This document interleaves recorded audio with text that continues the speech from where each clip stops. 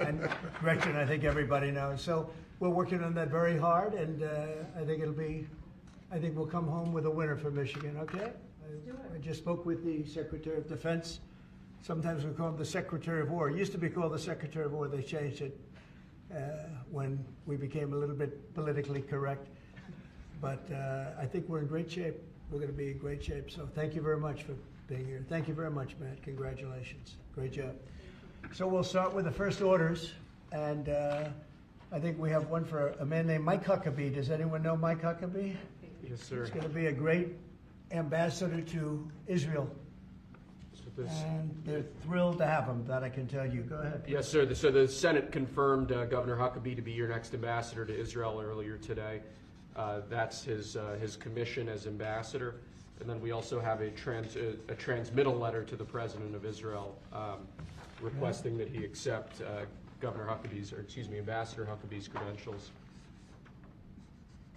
He's going to be fantastic. He's going to bring home the bacon. Even though bacon isn't too big in Israel. That's just the third letter. I had to clear that up. Well said.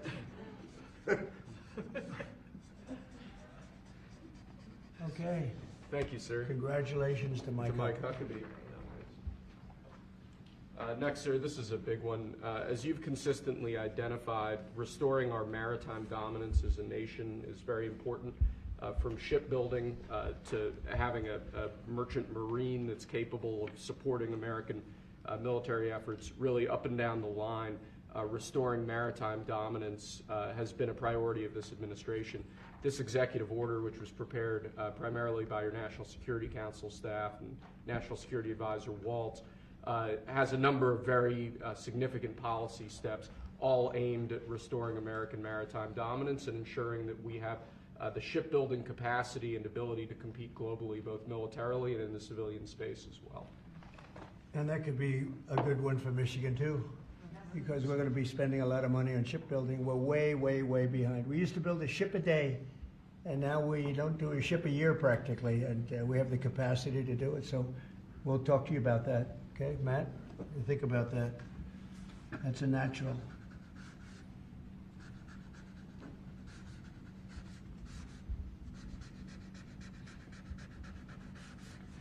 Okay, shipbuilding. That's a good one. Okay, thank you. Thank you, sir. The next executive order relates to defense procurement. Our current defense procurement process has been criticized by many folks on both sides of the aisle as being too slow to adapt to new and changing technologies, not delivering the sorts of weapons and systems that our warfighters need in order to compete on the battlefields of the future. So with this executive order, we're going to be modernizing the procurement structure that the Department of Defense uses to allow it to more quickly adapt to changing circumstances around the world. And we're also going to be launching a review of existing procurement programs to ensure that we're getting value for the money and to ensure that we're getting the best possible systems in the field. And which are currently horrible. I'll tell you, they're horrible. That process is ridiculous, what they do. They get the highest price and not even good-looking equipment, and we're changing it. We're going to change it to the best. So this is very, very important.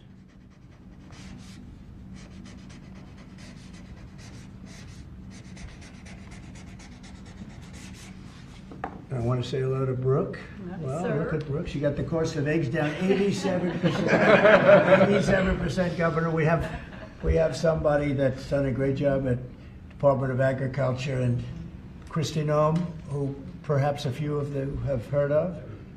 She has done the most unbelievable job as somebody that's watching over a country at the border, and with Tom Homan and your whole staff of tremendous people. So thank you.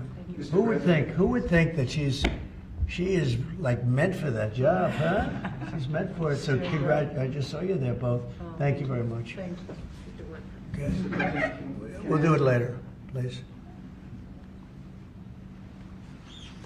Thank you, sir.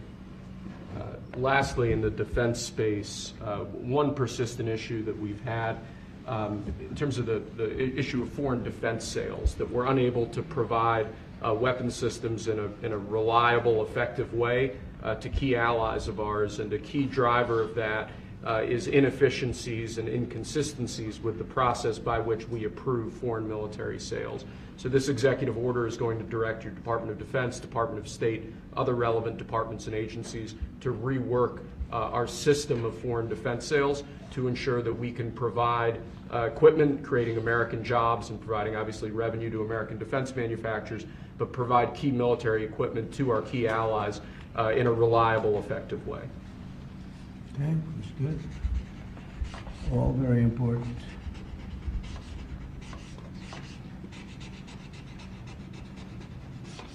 Okay? Because our budget is just about approved, and it's a big budget, and we want to spend the money properly, get the best equipment in the world. We rebuilt our military during my first term, rebuilt it entirely, beautiful. And then some was given away to Afghanistan so stupidly, the most embarrassing day in the history of our country, I think. But it's still, we have to fix it up a little bit, and that's what we're going to do. We're going to do a good job of it, too. Thank you. Next up, sir, we have a series of executive orders and a memorandum all relating to deregulation, which has obviously been a major priority of your administration. The first of these is an executive order. The Biden administration launched what you've called a war on showers. They had certain regulations that basically killed the water pressure of showers and other water appliances. You can say it. Go ahead. What are the appliances? I mean, it's everything, sir. Sinks and toilets, dishwashers, toilets, sinks. But the shower heads are a huge There's no deal. water. You don't get water. It's ridiculous. So with this executive order, we're effectively going to be reversing that set of regulations to ensure that Americans have choice in the consumer market. If they want a low-flow shower head, they can buy one. If they want a real deal shower head, they should have the ability to get one. That's true. You buy a new house, you pay a lot of money, and the developers, you're not allowed to do anything more. They put restrictors on. They used to have a restrictor where you could take it out, but now they weld it in. And you take a shower or wash your hands, whatever you do, including dishwashers where no water comes out. But you wash your hands, and in my case, I like to take a nice shower to take care of my beautiful hair. And I have to stand under the shower for 15 minutes till it gets wet. It comes out drip, drip, drip. It's ridiculous. And what you do is you end up washing your hands 5 times longer. So it's the same water. And we're going to open it up so that people can live, and we're going to hopefully have Congress approve it so it's memorialized. We're going to try and get all of these things, including straws, a little thing like straws. We did straws a month ago, where the paper straws were melting, they were dissolving, they weren't working well, and we went back to the plastic straws. We're going to get Congress to memorialize just about everything we've done here, because most of it's common sense. But the water is horrible. When you go into anytime you see a new faucet, you know it's going to be a long wash of the hands. And so we're changing. It's a big deal. I did it in the first administration. Biden came in his first week, and he had no idea what he was doing, but somebody told him to do it. In his first week, he put the restrictions on all the bathroom utilities. Even in areas that have so much water, they don't know what to do with it. You see those areas all the time with the flooding. So we're doing that, and we're going to get all of the things that you've seen. I think we set a record. We're up to almost 200 and 500 amendments. Nobody's ever done that many. We're going to get them approved by Congress so they're memorialized. And we look forward to doing that. Very important. And Congress is going to start working on it as soon as we get the big, beautiful deal done. The big, beautiful deal is important. The biggest tax cuts in the history of our country, that's important.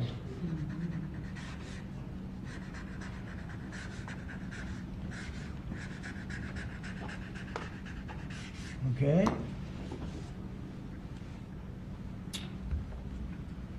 Okay, is that okay? Good. It's a 10. You think a good shower. We rate the signatures. That was a 10, that's why. This is another executive order relating to deregulation, sir. There are a lot of regulations on the books that either promote monopoly directly or prevent new market entrants from entering into a given market. The net effect of that is very negative for consumers. So what this executive order is going to do is direct your departments and agencies to work with the FTC, with the Attorney General, with the Department of Justice, to ensure that the regulations we have on the books don't function as anti-competitive barriers to new market entrants. The net effect of all of that is going to hopefully be market forces that redound to the benefit of consumers and ordinary Americans as opposed to monopolistic businesses. I said yesterday, he was a great, great student at Harvard before it went bad. It's gone really bad. Now they're teaching their students mathematics, basic mathematics. Can you believe it? So what does that mean? They're allowing people in that can't add 2 and 2? What's going on at Harvard? I went to law school there, sir, and it was pretty liberal when I was there, but it's gone way off the deep end in recent years. I don't know if you read that. They're teaching them basic mathematics, people that got accepted to Harvard. How come they got accepted if they don't have mathematics? And we're holding back $8 billion. Can we believe? We give Harvard $8 billion. And we're holding back Columbia. We're holding back a lot of the schools because they were woke. And they've hurt a lot of people. Okay? Thank you. Thank you, sir. Okay.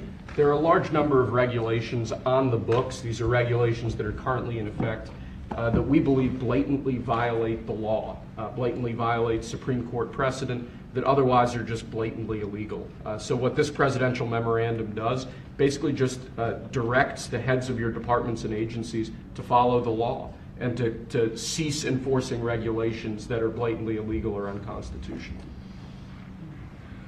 It's a big deal.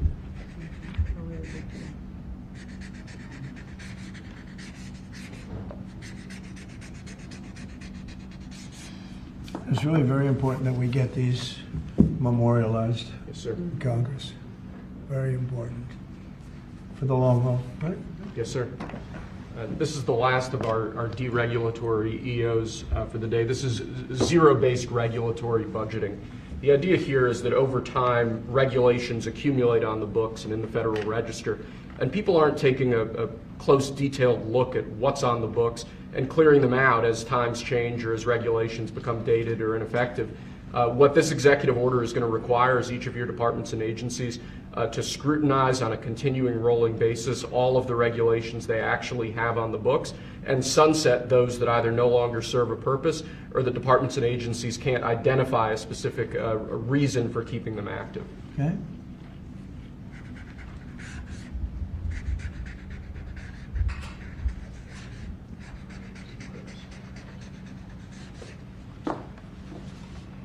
Okay.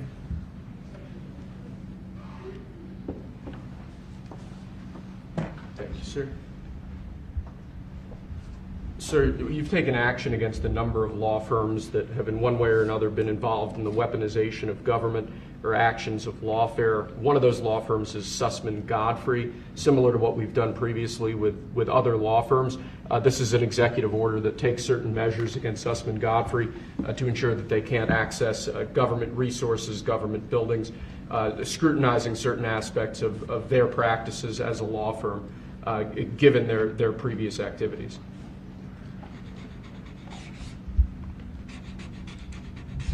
And we signed with many law firms, the ones that we thought were inappropriate, and they've all agreed to pay $1 million.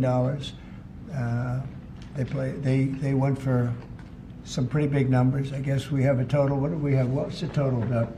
What's the total right now, Steve? About, would you say? Getting close to probably 600-700 million now, I would think. We've multiple at 100 million, some at 125 million. So the numbers are adding up. We're going to be close to $1 billion soon. One at $40 million. Millions of dollars an hour. But they don't admit guilt. Remember that, they don't admit guilt. But, and we have another 5 to go, I think, 5 of them. And this one is just, we're just starting a process with this one. Yes, sir. Because there were some very bad things that happened with these law firms. And this firm is very involved in the election misconduct.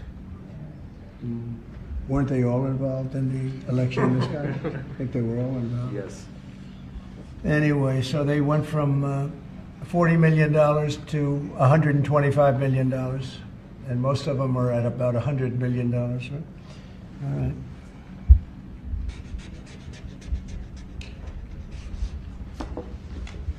Thank you. Thank you, sir.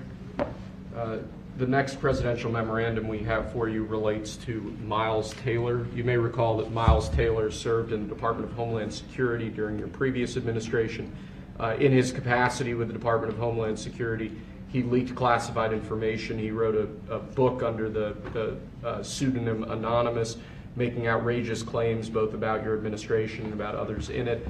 What this presidential memorandum is going to do, one, it's going to strip any active clearance that he has in light of his past activities involving classified information. It's also going to order the Department of Justice to investigate his activities to see what else might come up in that context, given his egregious behavior during your previous administration. And I had no idea who this guy was. I had no idea. I saw him on CNN, or one of them, I guess CNN, a lot. He'd be on all the time saying that the president is the president. I had no idea. It's like, you know, in this office you have a lot of young people, and they're here. I'll see him for 2 minutes, and I assume he was in the office, but I barely remember him. Barely remember him. It was somebody that went out and wrote a book and said all sorts of terrible things that were all lies, and it was like he was this gentleman or that gentleman, like I dealt with him all the time. I had no idea who this guy. I said, who the hell is Miles Taylor? And he made a living on going on CNN talking about the president. And I think what he did, he wrote a book, Anonymous, said all sorts of lies, bad things. And I think it's like a traitor. It's like spying. He walks into the office. He's supposed to be sitting here. A lot of people, you know, I'll be here and there'll be 20 people standing in the room. There'll be oftentimes young people in the office. I assume he was one of them at least. But I didn't know anything about him. And he wrote a book, Anonymous, and I always thought it was terrible. And now we have a chance to find out whether or not it was terrible. But it was a work of fiction. Had a lot of publicity, got himself a nice job with CNN, or one of them. And I think we have to do something about it. You can't have that happen. If that happens to other presidents, it wouldn't be sustainable for other presidents. I seem to be able to sustain, but if that happened to other presidents, I mean, it's just unfair. And if it was a Democrat president, I'd say that's a terrible thing. A thing like that can happen. That's a terrible thing. And it's time to find out whether or not somebody can do that. Can they write a book about very confidential meetings, and, you know, because they happen to be one of a lot of people in a room, and they go out and write a book, and worse than that, call it anonymous, like it's a big deal, and everybody's saying, who is it, who is it, who is it? Then it was found out who he was a long time later, and he got a lot of publicity off that one. He's like a promoter. But we're going to find out whether or not somebody's allowed to do that. I think it's a very important case, and I think he's guilty of treason, if you want to know the truth. But we'll find out. And I assume we're recommending this to the Department of Justice. Yes, sir.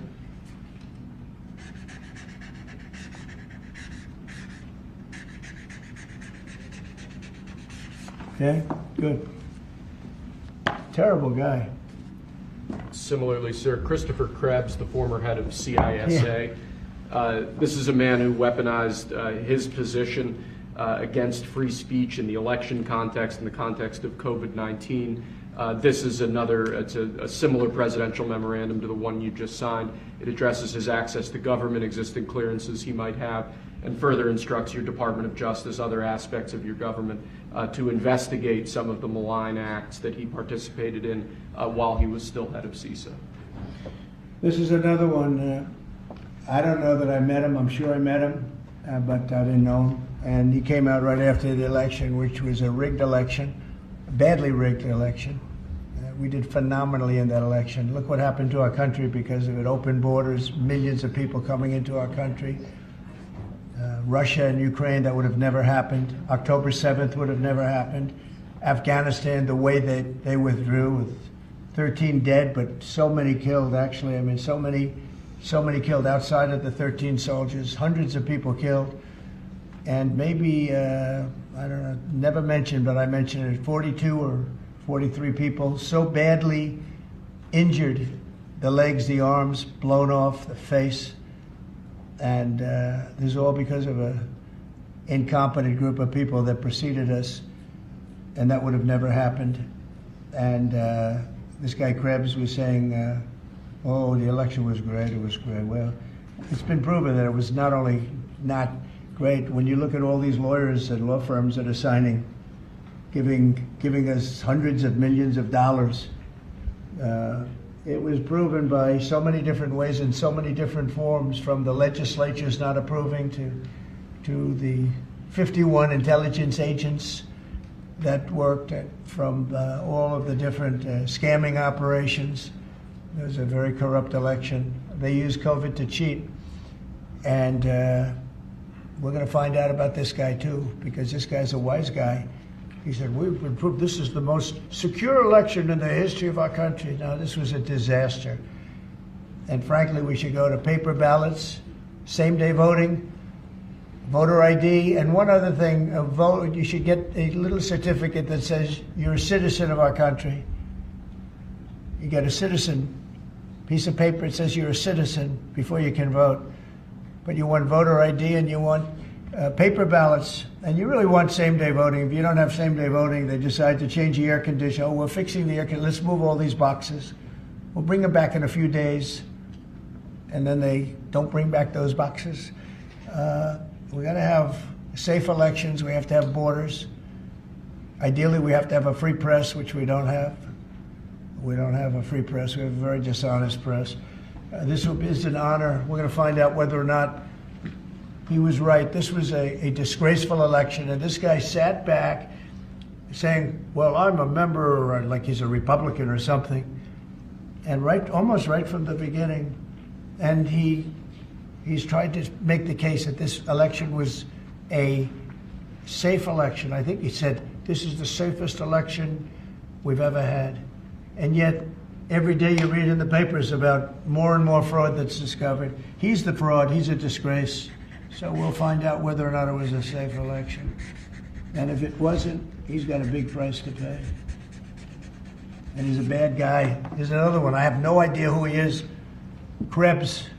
I have no idea who he is. I'm sure he was in the room at some point, just like you're all in the room, but I have no idea who he was. So thank you very much. Those last two are very important, I think, for the country. Thank you, sir. And lastly, we just have 3 proclamations. These are the sorts of things that most presidents use an auto pen for. You obviously don't like using the auto pen much, if at all. The first of these is National Former Prisoner of War Recognition Day. This is one that you did in each of, I believe, each of the previous the years of your previous administration, recognizes former prisoners of war. More generally, this proclamation is written to acknowledge the great steps you've made both in this administration and your previous administration on behalf of veterans, homeless veterans, others who've suffered in that way, and basically stating that it's a priority of your administration to ensure that veterans and homeless veterans are cared for properly. Good. And you know what, they ought to find out who was using that auto pen, because whoever that person was, he or she was like the President of the United States, and I'm against auto pens. I think auto pens are not a good thing, especially when you're talking about documents like we're signing today. If he can't sign, then he can't be president. It's pretty simple. Let's see whether or not he could sign. But I think that should be tested. I really think that should be tested. It's another one. Mm-hmm. And you may think about it, because how can a man that, did he really know that when they gave all false information on the council, I mean, the whole unselect committee of political lunatics, they destroyed all the information. You can't get any information. They went for like a year and a half, almost 2 years, screaming and ranting and raving. Democrats plus 2 worse than Democrats. You had Cheney, Liz Cheney, and crying Adam Kinzinger. Crying Adam. Every time I looked at him, he was crying. The guy was a crier. But you can't do that. You just can't do that. So we're going to find out a lot. I think we're going to find out a lot. These last 3 or 4 have been very They've been very, very interesting. We'll see what happens. Sir. But I don't think a president should be allowed to use an auto pen when they're signing very, important legislation. I think a president should sign it, not use an auto pen. And we're going to find out whether or not he knew what the hell he was doing. I'm sure at this point he'll say, I signed it. They'll tell him what to say. But to give pardons to people that destroyed all the information. If you destroyed information on a civil case, just a civil case, not a criminal case, a civil case, they put you in jail for that. And they found out that Pelosi was the one that was in charge of the security of the Capitol, and she knew all about it, and she admitted her guilt to her daughter, who was a movie documentary person. I'm sure her daughter's not too happy about that. I'm sure Crazy Nancy's not too happy. But we found out all the things, everything. And we go for the information. Sir, we've destroyed all of that information. If I haven't destroyed it, I wouldn't be sitting here right now. I guarantee you that. I'd be sitting someplace else. So I think it's something that we should really look at, because that's so important. The whole concept of an auto pen, because whoever's, auto pens are run by somebody. Whoever ran the auto pen was president of the United States. And I would be willing to bet that Biden didn't know, probably didn't know anything about any of it. Very dangerous, very dangerous. So you're going to check that out, right? Yes, please? sir. We're working on it right now, sir. This is just another proclamation, sir, declaring National Crime Victims' Rights Week. You've obviously made it a major priority of your administration to track down and at times deport criminals who have committed violence on our streets, who have victimized so many people. This is an annual proclamation that hopefully gets Americans to remember that when crimes occur, there are real victims, there are real people who are affected, and there are people who suffer as a result. Okay, it's very important. Thank you. I just want to add, so we're working very hard with Democrats, the governor, with Matt Hall, with a lot of transportation, Sean, and all of the people trying to keep Selfridge Air Force Base open, strong, thriving, and I think we're going to be successful, Governor. I think we'll be very successful at that. We've gotten some good feedback from Pete Hegseth and Department of Defense, and they're talking about F-16s, they're talking about F-35s, et cetera. It's a great piece of property, it's a great location, and it's a great state. So I think we're going to come back with a very good answer.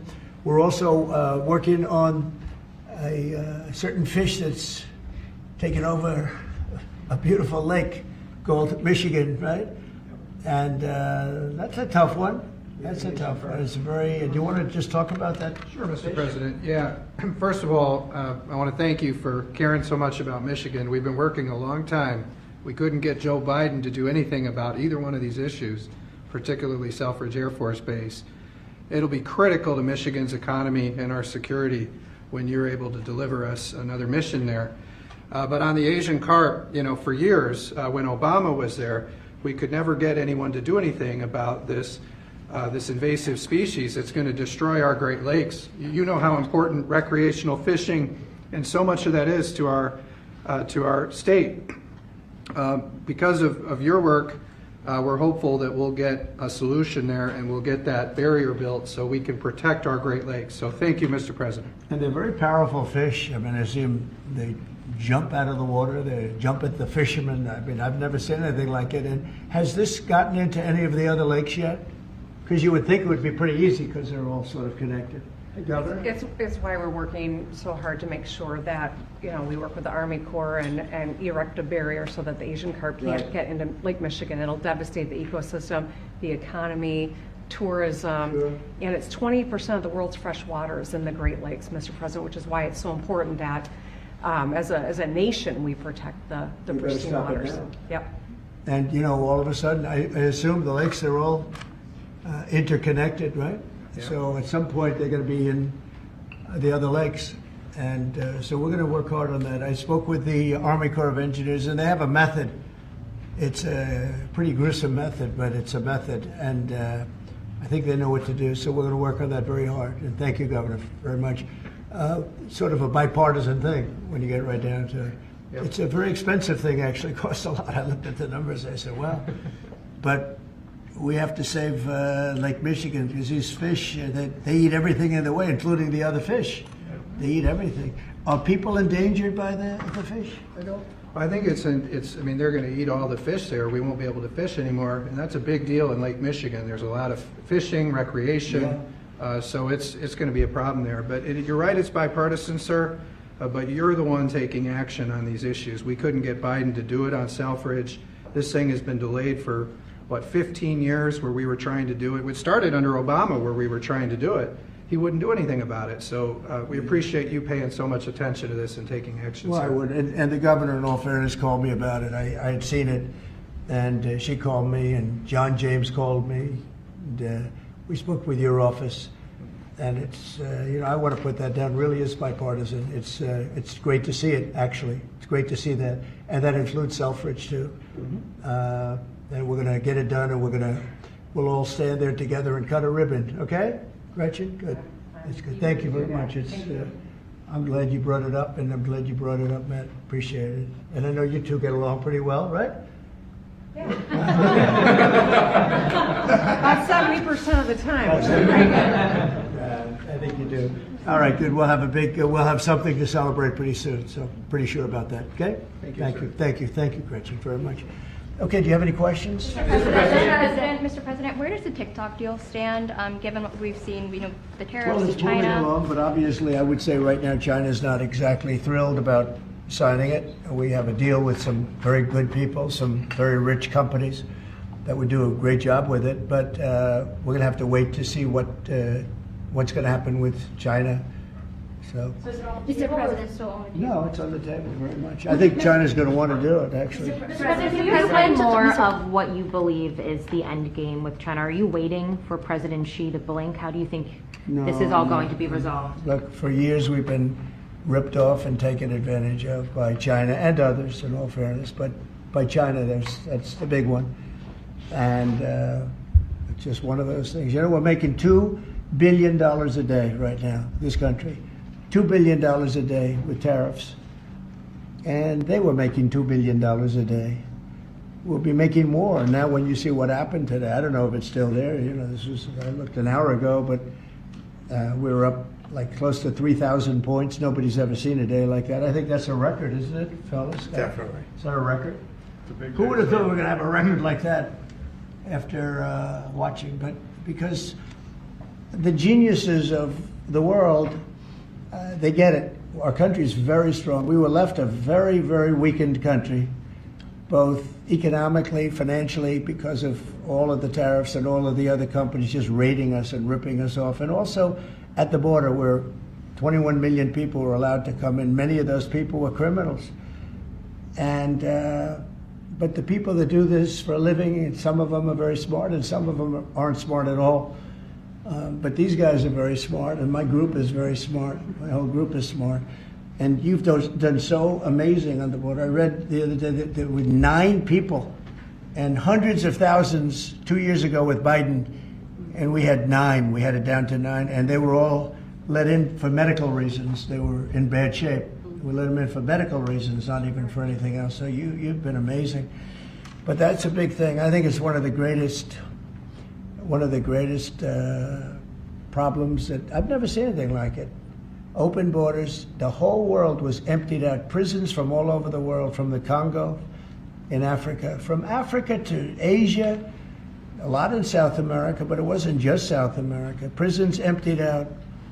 And I said it outside with the drivers before, but El Salvador has been amazing, a job that the president's done. He's coming to see me next week, and we look forward to that. But that's really been amazing. Yes? Mr. President, the EU also announced increases in tariffs today.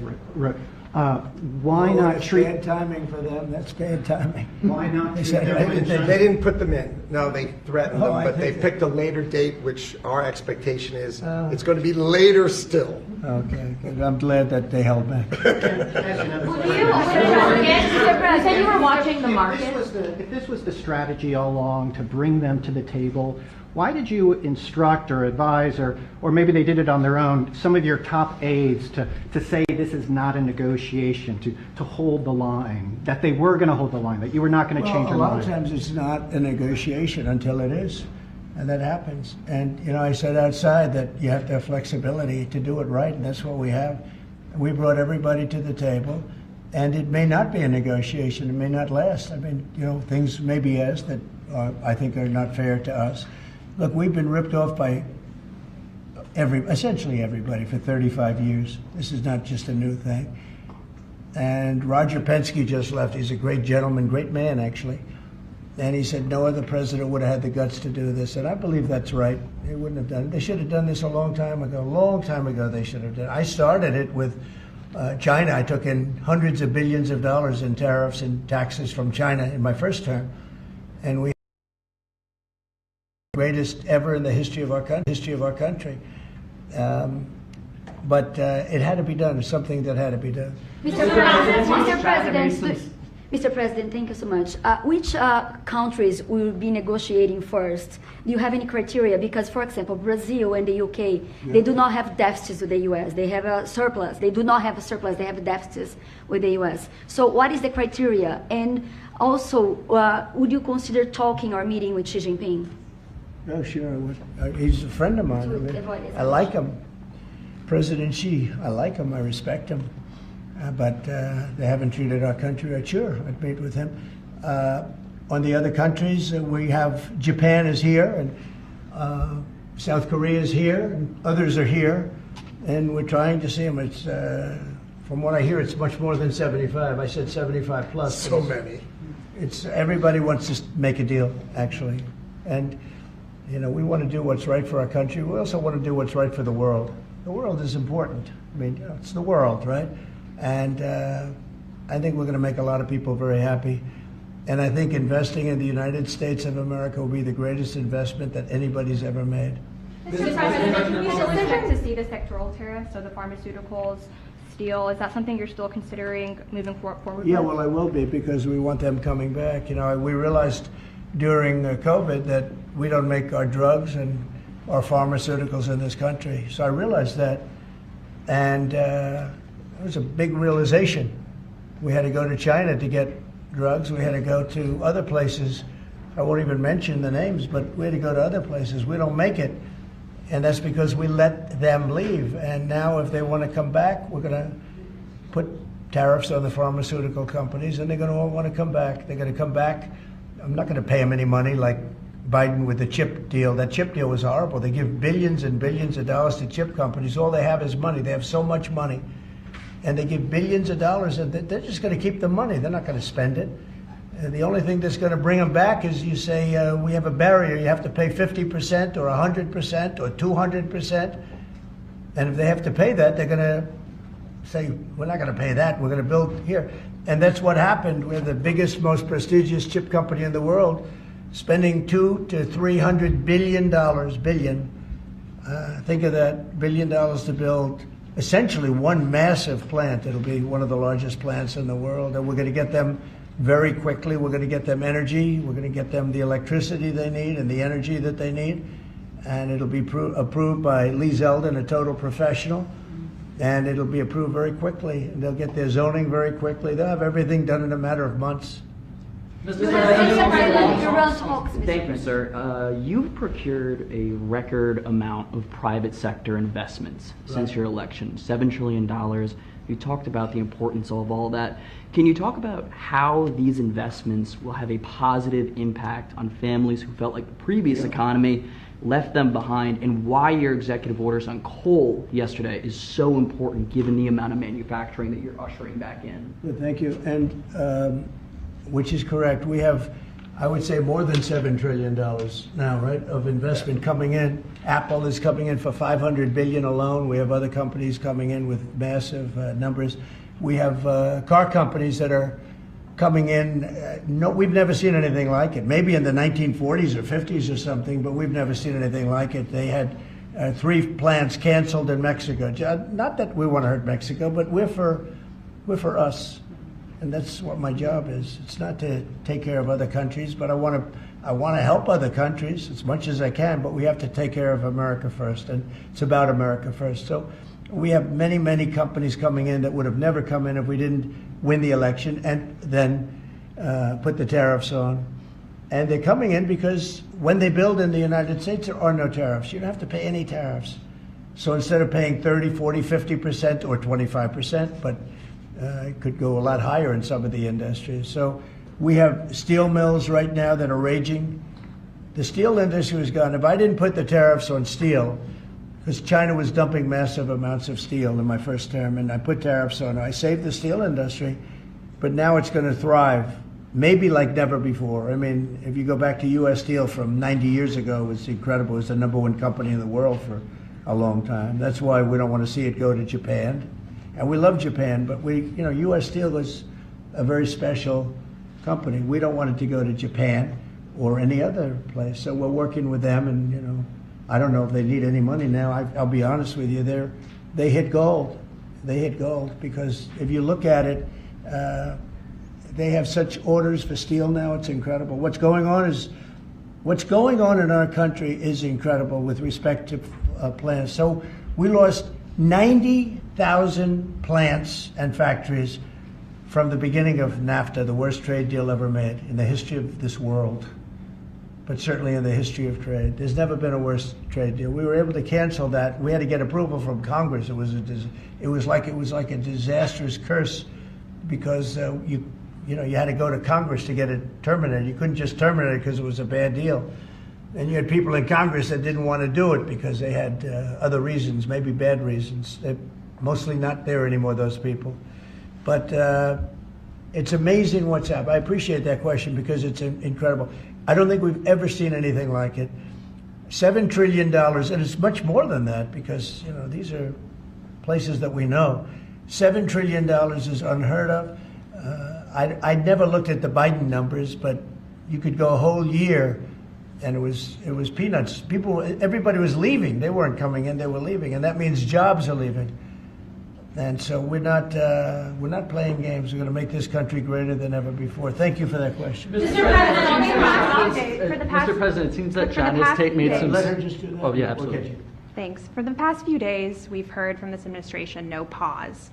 Was this idea of doing a pause, did that just come about this morning? Can you tell us exactly what came into consideration for you and your advisors? For a period of time, I wouldn't say this morning. Over the last few days, I've been thinking about it. I've been dealing with Scott, with Howard, with some other people that are very professional. And I think it probably came together early this morning, fairly early this morning. Just wrote it up. We didn't have the use of, we didn't have access to lawyers, or we just wrote it up from our hearts, right? It was written from the heart. And I think it was well written too, but it was written from the heart. It was written as something that I think was very positive for the world and for us. And we don't want to hurt countries that don't need to be hurt. And they all want to negotiate. The only problem is, you can only do so many at one time. We want to do it right. We want to get it right. We want to take care of them, but we have to take care of our country. So, but this was something certainly we've been talking about for a period of time, and we decided to pull the trigger. And we did it today, and we're happy about it.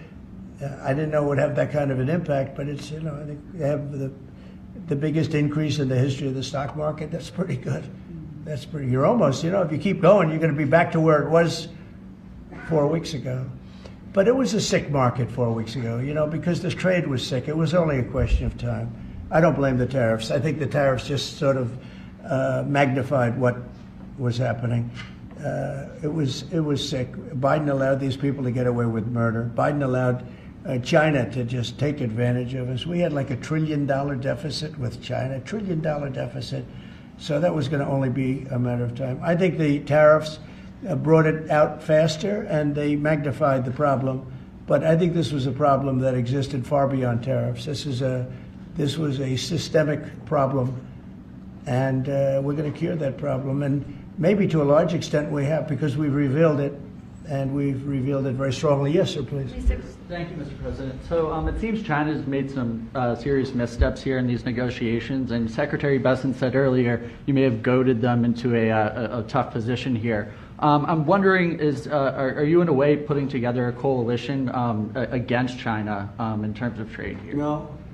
Well, China, look, they're very capable, and I don't blame China for what happened. I blame the people sitting right at this desk, right behind this desk, or another desk. You get your choice of 7. I happen to pick the Resolute, but I blame the people sitting behind in this chair, behind this desk, for being stupid, incompetent, or not having courage. This should have been done years ago. This should have been done before Obama, in all fairness. Not only Biden, Obama.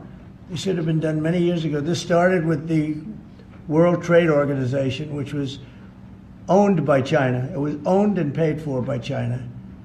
They didn't even have to do things. They considered them a nation that was undeveloped. They said they were a developing nation. Well, we're a developing nation too, if you think about it. Look at our inner cities. Look at what's happened. I think we're starting from ground zero there, right? So we're a developing nation too. No, I don't. I know it's a lot of people take heat for saying it, but I blame the people sitting at this desk more than I blame China. If China can get away with what they got away with taking hundreds of billions and trillions of dollars right out of our pocket, because our people here were stupid. They were stupid people. Maybe corrupt, I don't know. I don't know how you can be that stupid. How do you get to be president and you're stupid?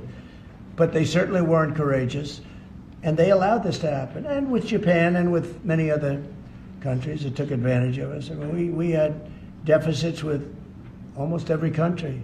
I used to read these things. The first term I'd read them. I'd actually read the agreements. I'd say, how could anybody agree to this stuff?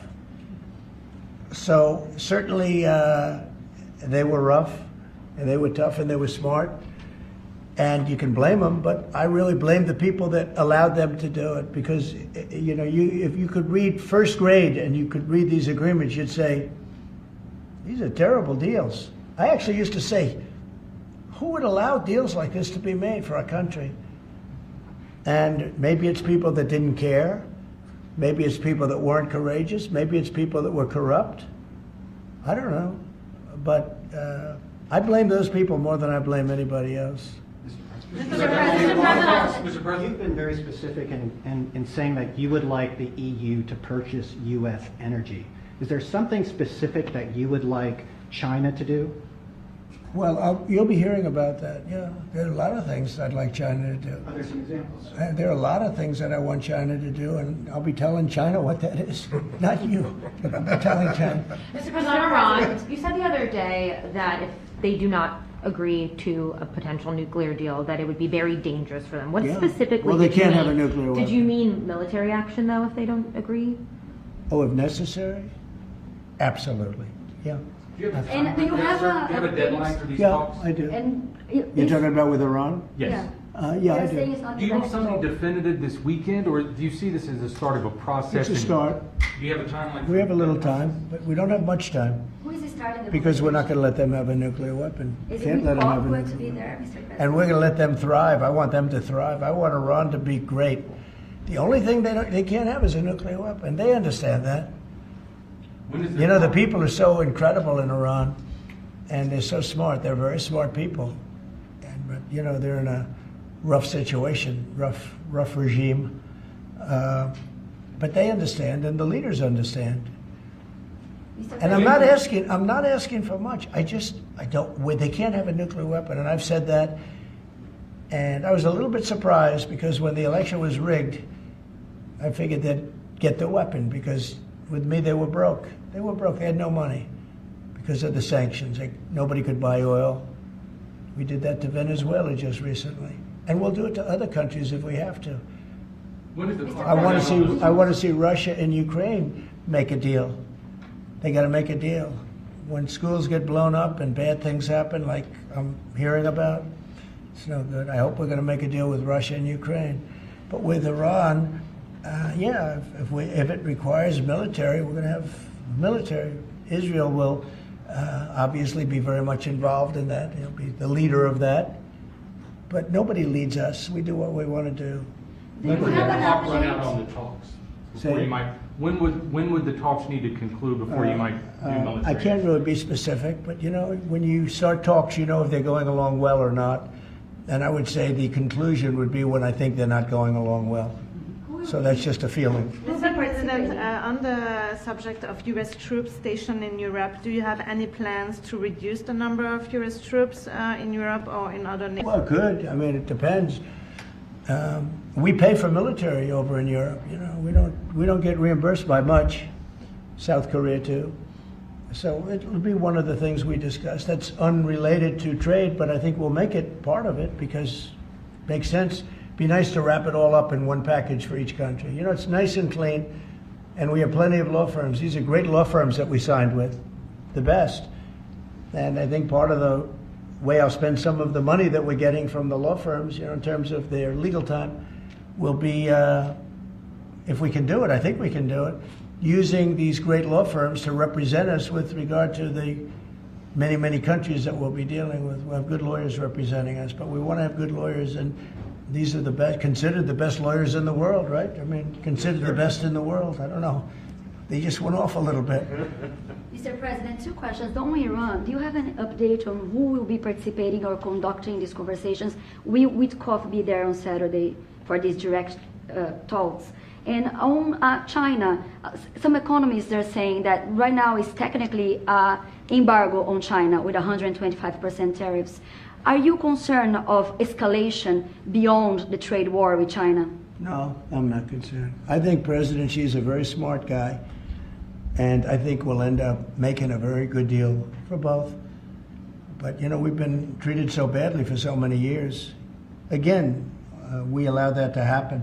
We've been treated so badly for so many years. But no, I don't expect that. I think President Xi is one of the very smart people of the world, and I don't think he'd allow that to happen.